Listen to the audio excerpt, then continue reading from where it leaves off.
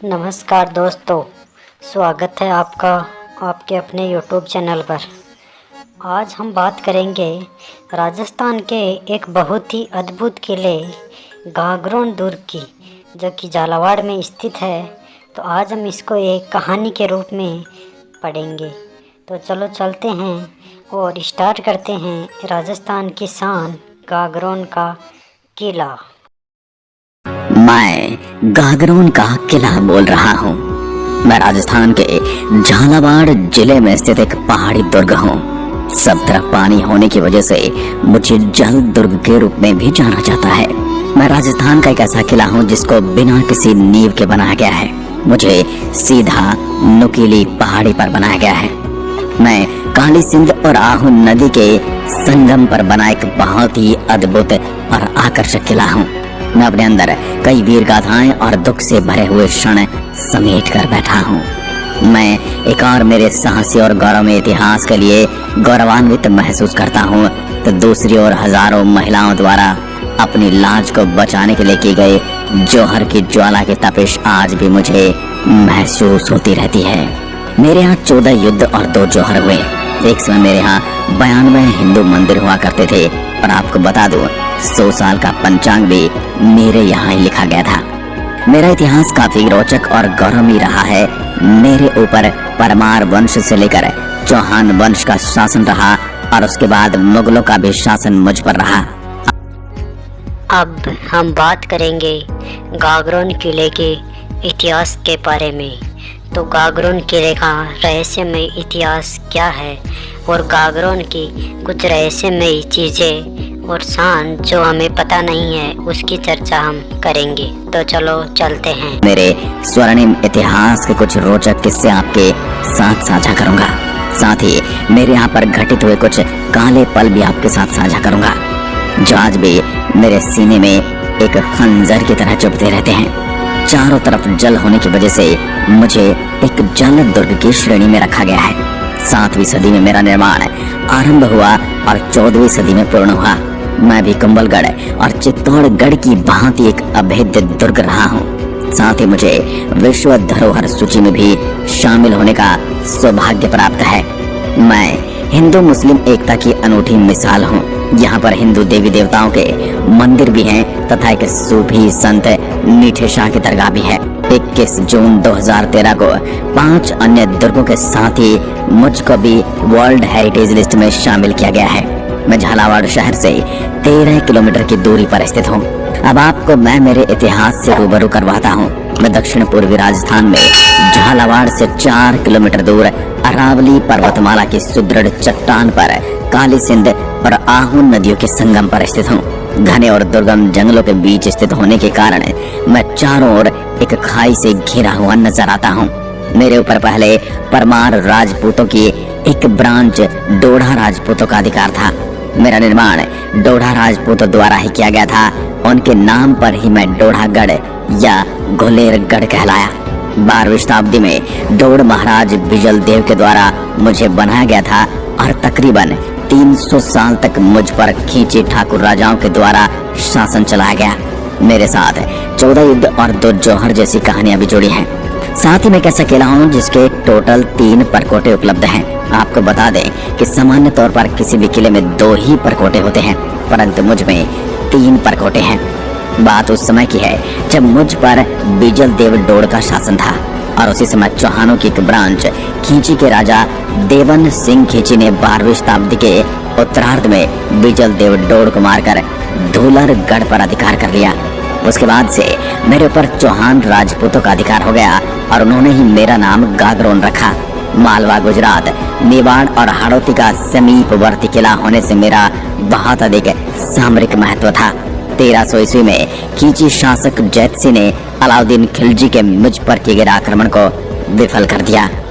चौहान राजवंश में एक बड़े राजा प्रताप सिंह खींचे हुए, जो बाद में संत बन जाते हैं और संत पिंपा के नाम से मशहूर हो गए, और वो अपने छोटे भाई अचलदास खींची को अपना राज सौंप कर चले गए। 1423 ईस्वी में मांडू के सुल्तान होशंग शाह ने गागरोन पर आक्रमण किया। तब मेरे यहाँ के शासक अचलदास खींची ने केसरिया किया और वीरगति को प्राप्त हुए, और मेरे यहाँ की वीरांगनाओं ने जौहर किया, जिसकी आंख की ज्वाला आज भी मेरी दीवारों को तपिश महसूस कराती है। करीबन 14वीं शताब्दी के मध्य तक में एक समर्थ रियासत बन चुका था। इसी कारण से मालवा के मुसलमान घुसपैठिए राजाओं की बुरी नजर मुझ पर पड़ी। होशंग शाह ने 1423 ईस्वी में 30,000 घुड़सवार, 84 हाथी बयान गिनत पैदल सेना, अनेक अमीर राव राजाओं के साथ मुझे घेर लिया। मेरा पानी से चारों ओर से घिरा होने की वजह से होशंग शाह किले में प्रवेश न कर सका और गढ़ के बाहर पड़ाव डाल दिया। मुश्किल के समय पूरे नगर के लोग गागरोन किले में ही शरण लेते थे। यहाँ पानी और अनाज के उचित भंडार थे। इसी वजह से होशंग शाह के आक्रमण के बावजूद कई महीनों तक नगरवासी दुर्ग में सुरक्षित रहे। अंत में होशंग शाह को पता चला कि नदी से एक मार्ग की सहायता से पानी किले में जाता है। किले में ही अनाज की व्यवस्था है, अतः उसने नदी में गाय का मांस डलवा दिया। दूषित पानी और अनाज की कमी के चलते मजबूरन होशंग शाह से सैन्य शक्ति में कमजोर अचलदास को युद्ध के लिए किले से बाहर आना पड़ा। ये हमले में हार निश्चित थी। इस कारण कायरता के साथ मरने से अच्छा राजा अचलदास ने सेना सहित युद्ध करने का सोचा। दुश्मन सेना संख्या में बहुत ज्यादा थी तो हार निश्चित थी, तो सभी ने साका करने का सोचा और सर पर केसरिया बांधकर मेरे यहाँ से रणबांकुरे दुश्मन सेना पर बिजली की तरह टूट पड़े। इस युद्ध में अचलदास वीरगति को प्राप्त हुए। हालांकि इस युद्ध में दुश्मन सेना के भी कई सैनिक मारे गए थे। राजा अचलदास की हार के बाद मालवा की हजारों स्वाभिमानी महिलाओं ने मुगल सैनिकों के हाथ में आने से अच्छा अपनी जान को न्यौछावर करना समझा और इस प्रकार एक निश्चित दिन सभी महिलाओं ने जौहर कर लिया। इस जौहर में राजपूत महिलाओं के अलावा अन्य जाति की महिलाएं भी शामिल थी। यह मेरे यहाँ का प्रथम साका था। बाद में 1437 ईस्वी में मुझ पर खींची शासक पाल हसनी ने पुनः अधिकार कर लिया। 1444 ईस्वी में मालवा के सुल्तान महमूद खिलजी प्रथम ने एक बार मुझे फिर से अपने अधिकार में लिया। तब किले की महिलाओं ने जौहर किया। ये मेरा दूसरा साका था। उसके बाद महमूद खिलजी ने मेरे में एक और कोट का निर्माण कराकर उसका नाम मुस्तफाबाद रखा। विशाल युद्ध में जब राजा अचलदास की हार हुई और होशंग शाह ने जीत हासिल की, तो उसके बाद भी उन्होंने राजा अचलदास की किसी भी स्मृति या फिर व्यक्तिगत निवास के साथ किसी भी प्रकार की छेड़छाड़ नहीं की। इसके पीछे वजह थी खींची की वीरता। मुस्लिम शासक अचलदास खींची की वीरता से इतने प्रभावित हुए थे कि उन्होंने सैकड़ों साल के लिए पर राज करने के बावजूद भी अचलदास के सोने वाले स्थान में से न तो उनकी पलंग को हटाया और न ही पलंग को नष्ट करने का प्रयास किया। साल 1950 तक अचलदास खींची की पलंग उसी जगह पर मौजूद थी जहां पर जब अचलदास खींची जिंदा थे। हर शाम पलंग पर लगे बिस्तर को साफ किया जाता है। उस पलंग को व्यवस्थित करने का काम राज्य सरकार ने एक नाई को सौंप रखा था। उस पलंग के बिस्तर पर 5 रुपए रोज मिलते थे। कहा जाता कि एक दिन यह रुपए मिलने के बाद नाई ने किसी और से कह दी, तब से रुपए मिलने बंद हो गए। लेकिन बिस्तरों की व्यवस्था जब तक कोटा रियासत में रही बदस्तूर चलती रही। कोटा रियासत के राजस्थान में विलय के बाद यह परंपरा धीरे धीरे समाप्त होने लगी। तदनंतर हिंदू सम्राट राणा सांगा ने पुनः मुझ पर अधिकार कर मुझे मेदिनी राय को सौंप दिया। 1532 ईस्वी में गुजरात के बहादुर शाह, 1542 ईस्वी में शेर शाह सूरी, 1562 ईस्वी में अकबर ने मुझ पर आधिपत्य स्थापित कर लिया था। शाहजहां ने मुझे कोटा के राव मुकुंद सिंह को दे दिया और 1948 ईस्वी तक मैं कोटा राज्य के ही अंतर्गत रहा।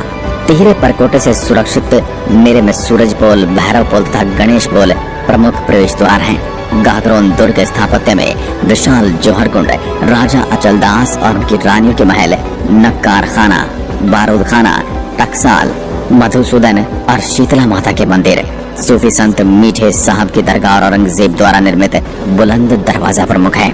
मैं वीरों की वीरता का केंद्र रहा हूँ। मैं खींची राजपूतों के पराक्रम का प्रतीक रहा हूँ। मैं हिंदू मुस्लिम एकता का प्रतीक गढ़ रहा हूँ।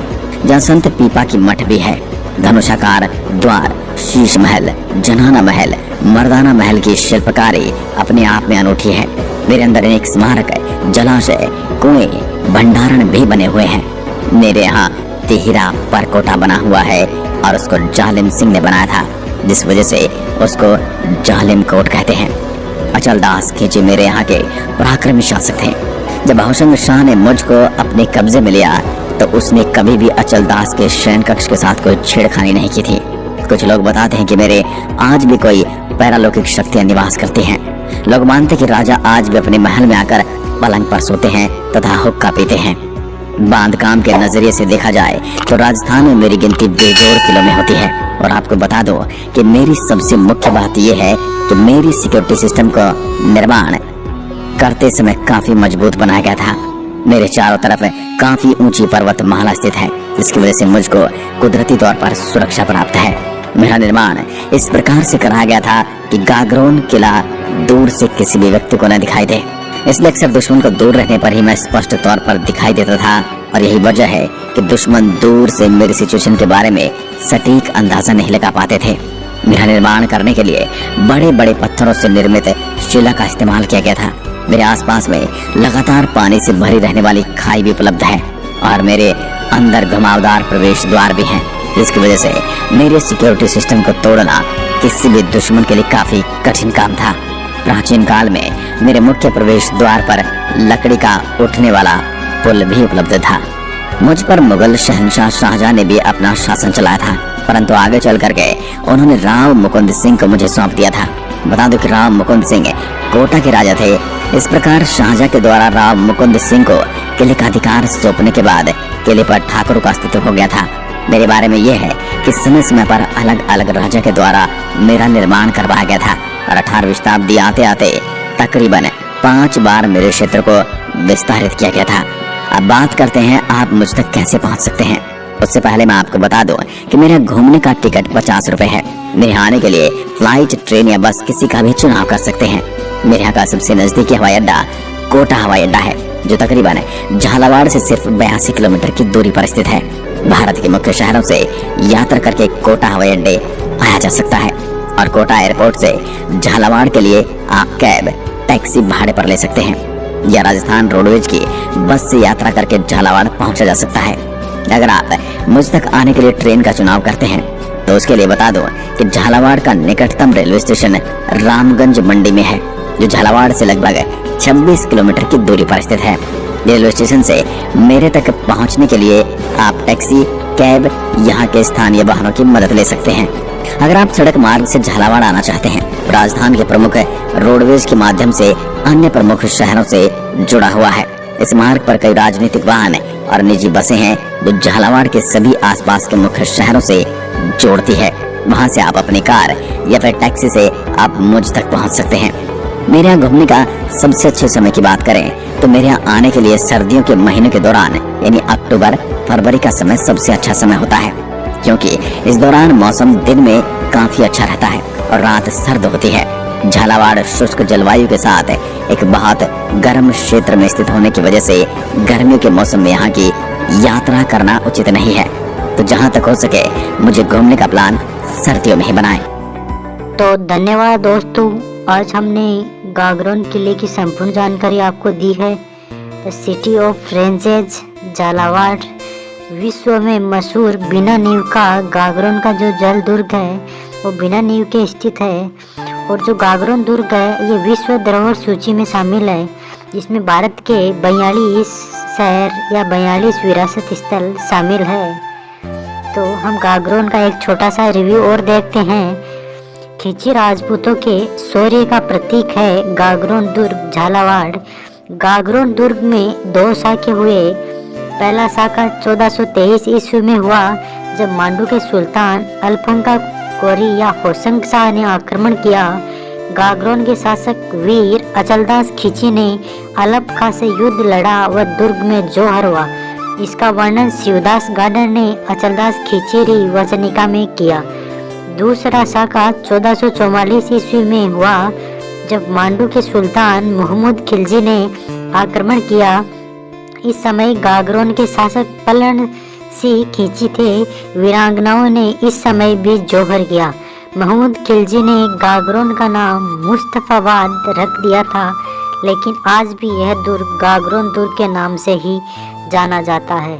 धन्यवाद दोस्तों, ये जानकारी मैंने जो दी है यह आप सबको अच्छी लगी होगी, तो आप जल्दी से सब चैनल को सब्सक्राइब कर देंगे और बेल आइकन को प्रेस कर देंगे।